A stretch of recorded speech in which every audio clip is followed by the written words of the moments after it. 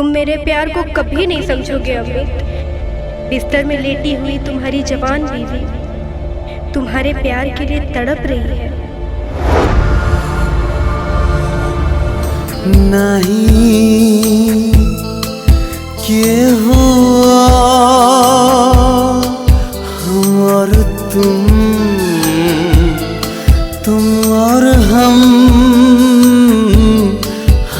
और तुम। तुम्हें तो हर वक्त एक ही चाहा। मैं दिन रात तुम्हारे लिए मेहनत करता हूँ काम्या, इसका तुम पर कोई प्रभाव नहीं है। मुझे अपने वाइफ पर शक है। घर में कोई लगता है कोई आ रहा है जा रहा है। सेक्स तहार जरूरत रहा ना जेके हम पूरा कर देनी। तो मैं ये चाहती हूँ कि तुम मेरी ये जरूरत हमेशा पूरी करो।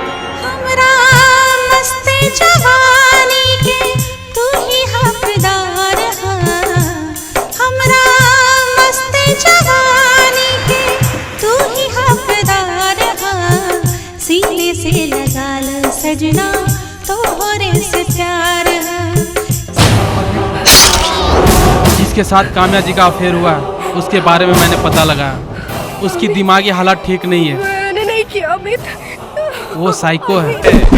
छोड़ देती चल, लेकिन क्या करे रवा तनी लेट कर देनी। साला पहले ही सौदा हो गई जिस्म और रुपया के। तू कभी से प्यार करेगा? अरे तूने तो उस मासूम को अपने हवस का शिकार बनाया। हरामजादे, तुझ पर तो वो थूकेगी भी नहीं। सौदा हुआ था तुम्हारे और हमारे बीच में। तुम मेरे हवस की आग बुझाओगे और बदले में मैं तुम्हें पैसे दूंगी। बच्चे कहना चाहिए हरामी। कलंकी तो काम्या के तू कही। हम अपना प्यार नहीं, हम अपना से प्यार करे नहीं। अजीत केडिया के संबंध इस शहर के नामी डॉन रुद्रा से बा। साइन करवा के ना लगावा अंगूठा। अंगूठा तो बायां हाथ का लगेला, तू तो दाहिना हाथ काट देला। रात तेरी के अब हमरा बायां हाथ काटे के पड़ी। इन लोगन तारा के नुकसान पहुंचा सके।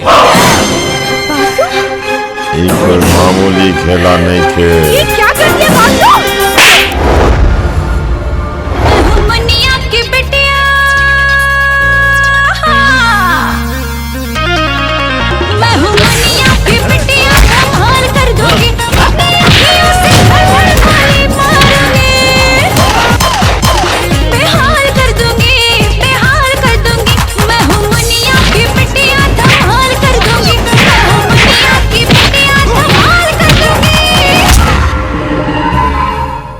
हिंजल होठ हमार प्यासल दिल तोहार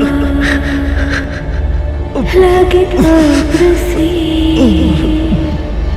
तोहरा तन्हा